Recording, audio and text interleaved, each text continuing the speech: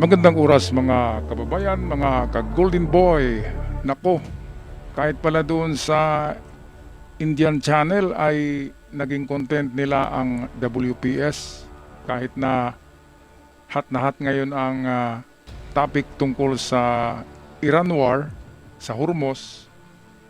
Ngayong araw na ito ay episode ni Nikita Kapoor ang WPS dahil sa mayroon na namang mayroong galaw ang China ngayon na medyo nakakatakot na dahil ang dami-daming warship na pinadala doon sa Scarborough Shoal at first time na ganito kadami at nilagyan pa nila ng floating barrier, mga kababayan. Kaya sabi ni Nikita Kapoor ay habang busy daw si Donald Trump sa Iran ay baka sakaling makalusot ang China dito sa Pilipinas dahil nakatuon ang focus ni Donald Trump doon sa Strait of Hormuz at kung gagalaw ng invasion ang China dito sa Pilipinas ay mukhang maano, di ba? Mukhang maantala ang resback ni Donald Trump. Yun ang palagay ng mga inchik. merong 7 aircraft carrier ang Amerika eh. Ang pinadala sa Hormuz, 2 lang eh. Meron pang reserba yan na 5. Tarantado talaga itong mga chikwa. Walang magandang intelligence eh. 7 aircraft carrier ng Amerika, ang pinadala sa Hormuz ay 2 lang. Merong 5 naka-standby dito sa Indo-Pacific. Mga gunggong, maling-mali kayo ng ano nyo eh. Maling-mali kayo ng perception nyo, mga inchik. Kaya, wag kayong barabara ng inyong mga kilos ha. baka masubukan yung mga palpakis nyo na mga radar nyo, tsaka mga interceptors. Naalala nyo yung sa Venezuela, yung radar doon ay hindi nakapag-detect ng mga aeroplano at helicopters ng Amerika. Ganon din sa Iran. Yung mga radar doon, mga interceptors, wala ring nagawa dahil na-override ng signal jammer ng Amerika, na pagagaling ng Amerika eh. Kaya walang kakwinta-kwinta yung mga radar ng INSIC kapag Amerika na ang kanilang kalaban.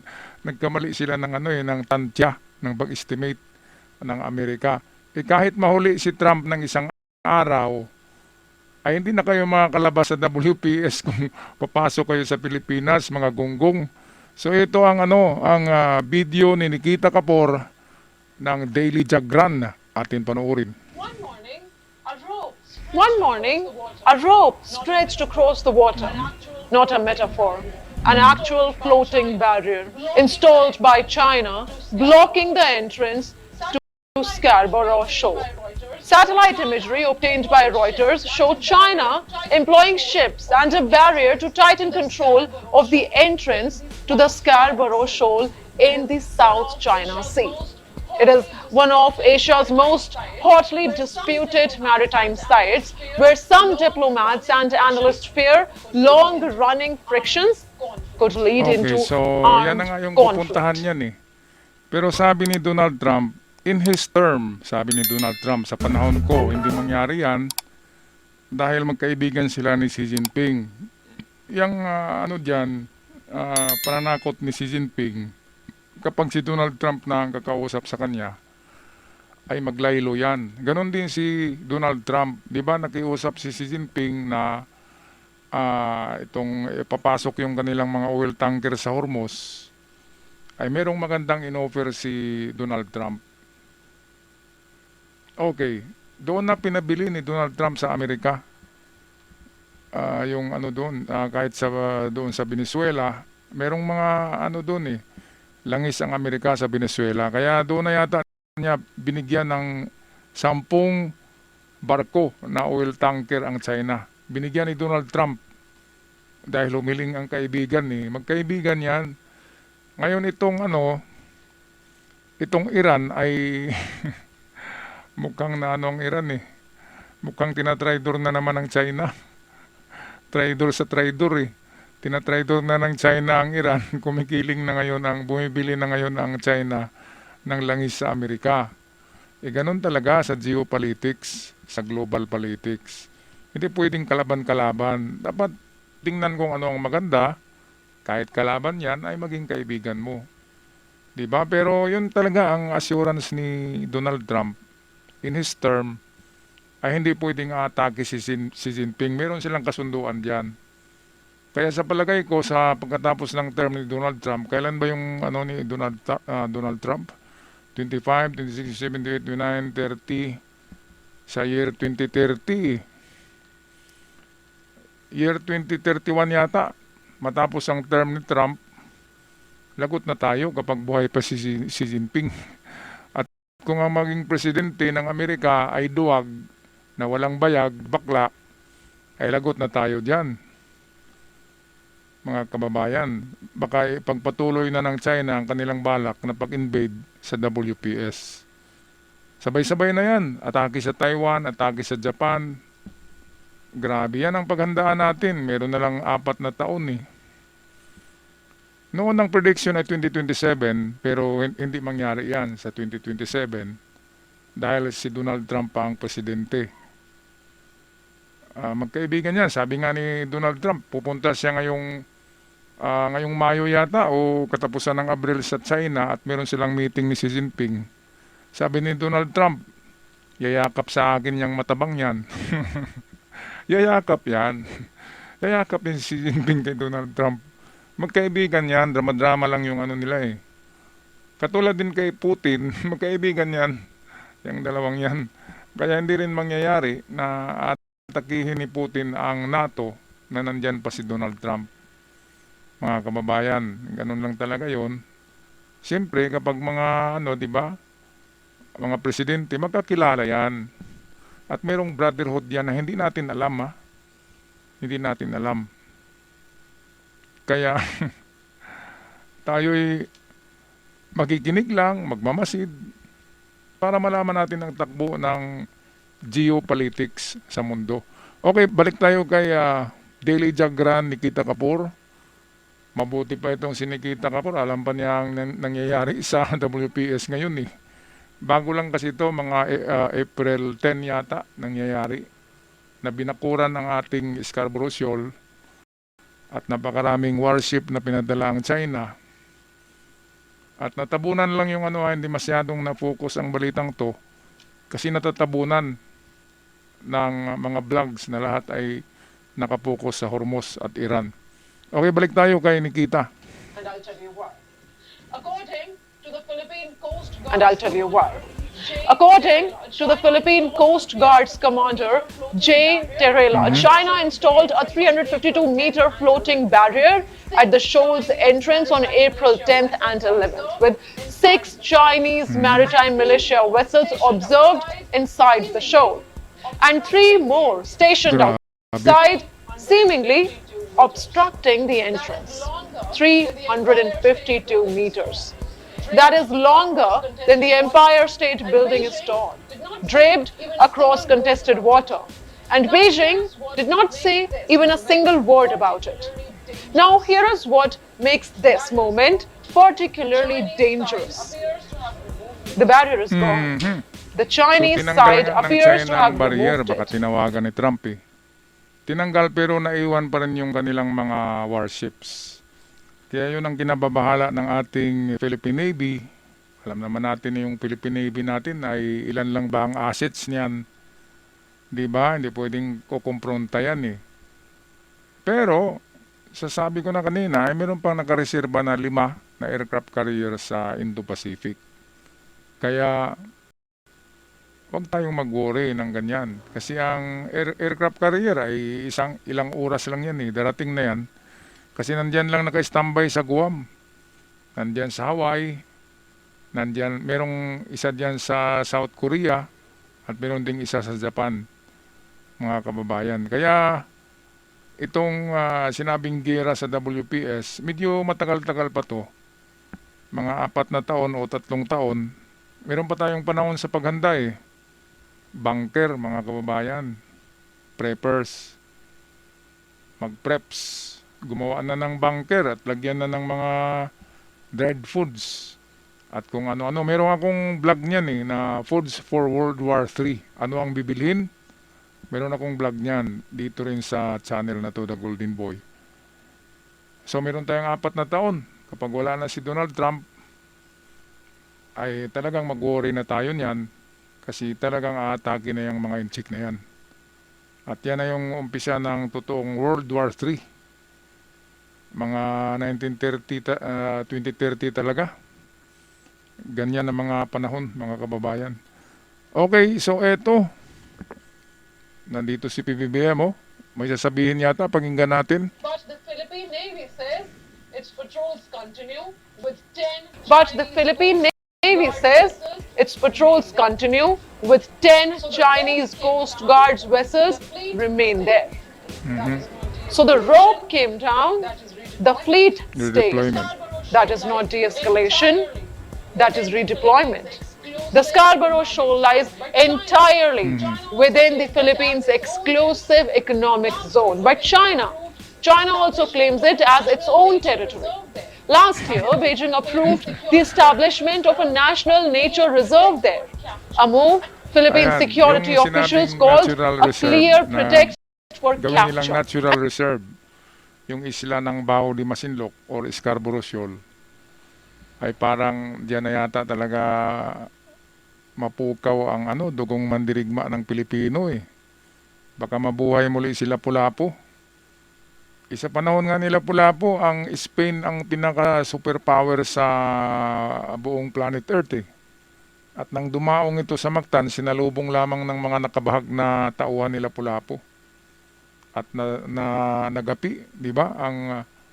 Kung ikumpara natin ngayon, ang Spain noon, ayan yung Amerika na nakabaluti pa, naka-armor pa yung mga di ba, mga sundalo ni Magellan.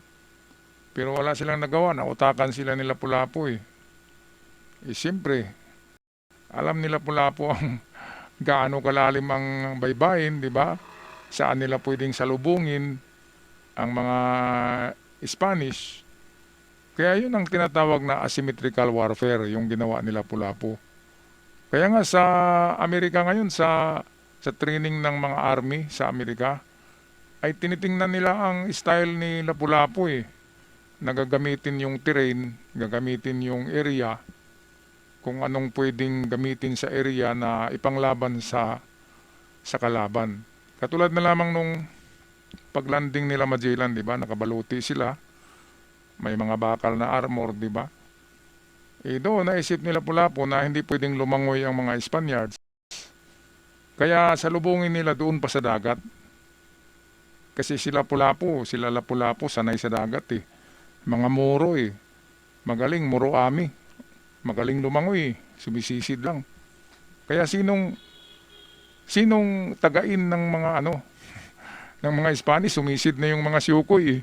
Diba? At paglitaw, tagpasin yung mga liig ng Spaniards. Kaya natatalo talaga sila Lapu-Lapu doon sa natatalo sila Magellan ni Lapu-Lapu sa asymmetrical warfare sa baybayin mismo ng Mactan.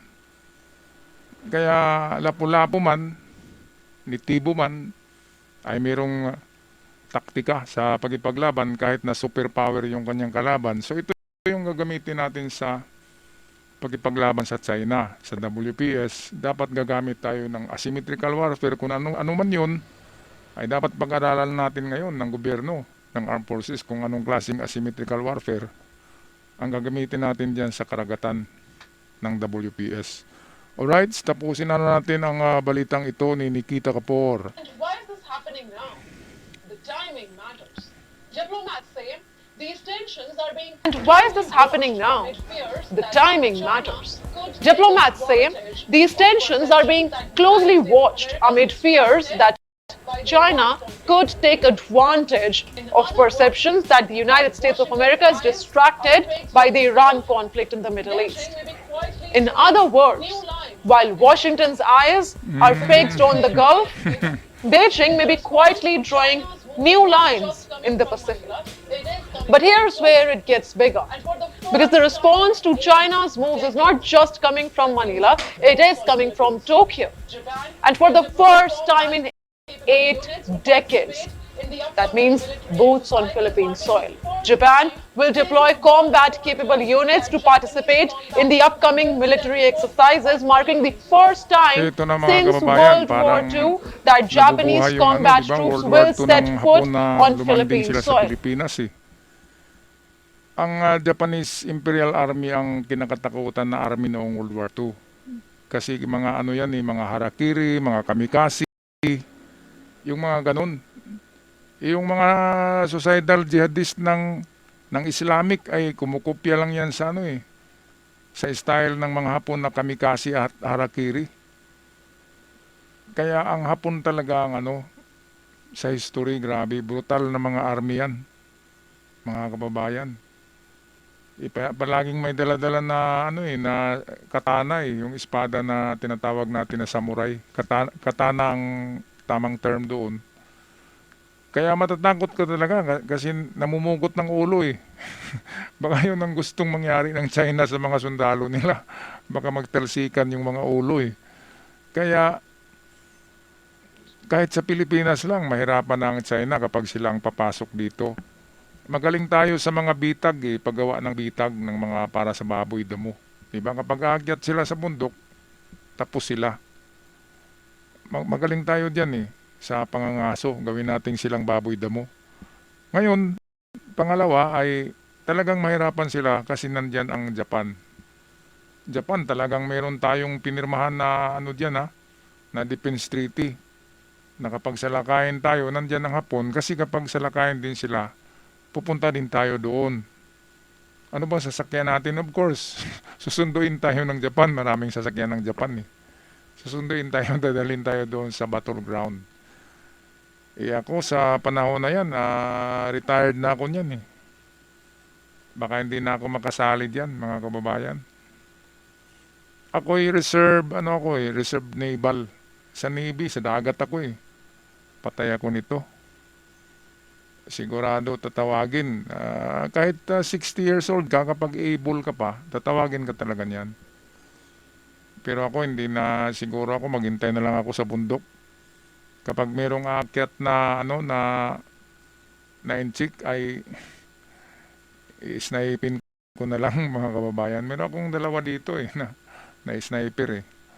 Kaya ang yan na lang ang style ko, yung guerrilla style, takbo, and then hit, and then takbo na naman, tira na naman. Ganun lang, mga kababayan. Kasi pag nandun ka sa battleground, mga missile ang kalaban mo eh. Eh dito sa bundok, hit and run ka lang, sniping, mahihirapan ang mga inchik kapag aakyat sila ng bundok. Mga kababayan. Okay, so anong masasabi niyo dito? Atin ang tapusin tong video. Hatid sa atin ni Nikita Kapor. Habang busy tayo na ang mata natin nakatutok sa Hormuz, sa Iran, ay sikreto pala na gumagapang ang mga insik ha. Gumagapang, akala nila na kahit mapasok nila ang WPS, hindi na sila makakalabas. Pag nandyan ang US, ay dito talaga sila makulong sa WPS. At ito na ang kanilang libingan, ang WPS. Sigurado ako diyan, mga kababayan. Paano sila makabalik sa China kung nakaharang na diyan ang 5 aircraft carrier ng Amerika? Mga gunggong talaga. Sabi nila, nandun busy pa si Trump sa sa Hormuz. Atin gapangin na natin ang Ayungin Shoal, ang Scarborough Shoal. Eh paano? Ay nako, may satellite eh. Alam na alam ni Trump ang mga galaw nyo. Mga chikwa kayo. Kaya dahan-dahan lang kayo muna. Ay baka maagang-maaga maganap ang World War III. Hindi pa paid up tong mga loan ko eh. Mga kababayan. Kaya pagdasal natin na sana hindi talaga yan matuloy kahit na 2030, 2040. Sana hindi yan matuloy dahil walang mananalo sa gira eh. Tingnan natin ang nangyari sa sa Lebanon ngayon, sa Iran, di ba? Durog na durog ang mga kasi missiles ngayon ang uso eh. Talagang durog na durog ang syudad. Okay lang nung panahon ng World War II kasi baril lang eh. Mga machine gun lang, baril. Hindi usong missile noon eh. Ngayon, buong gusali ay pulbos eh. Kaya mahirap ang gera ngayon mga kabayan. Mas maganda pag-usapan na lang talaga yan kung ano ba talaga ang gusto ng mga inchik na yan, di ba? At paghati-hatian na lang yung ano diyan, kung ano man yung mga ano, di ba? Pag-usapan ng maganda at hatiin ng patas mga kababayan para walang gulo, di ba? Hindi naman ang utak ng mga inchik kaya hindi ganong sarado katulad ng mga Iranian na mga IRGC. Iba yun eh. Ang mga inchik merong pinag-aralan yan. Yung sa IRGC, naku, walang pinag-aralan yun kasi hindi sila pinapaaral sa mga universidad, sa mga kolehiyo ng Ayatollah. Hindi pinapapunta doon ng mga ang kabataan na mga maging sundalo. Dahil baka ma-brainwash sila, magkaroon ng girlfriend na hindi maniwala kay Ayatollah. Ganun yun eh. Kaya secluded talaga sila, secluded. Ang kanilang paaralan ay para lamang sa mga jihadist, sa mga Islamist, sa mga terrorist. At doon ginagawa yung doctrine, yung pag-doctrinate sa kabataan. Alright, so comments na lang mga kababayan, mga ka-Golden Boy sa ating comment section. At ako'y magpaalam na maraming salamat sa lahat at huwag kalimutan mag-subscribe, malaking tulong yan. Hanggang sa muli, love and peace, not war.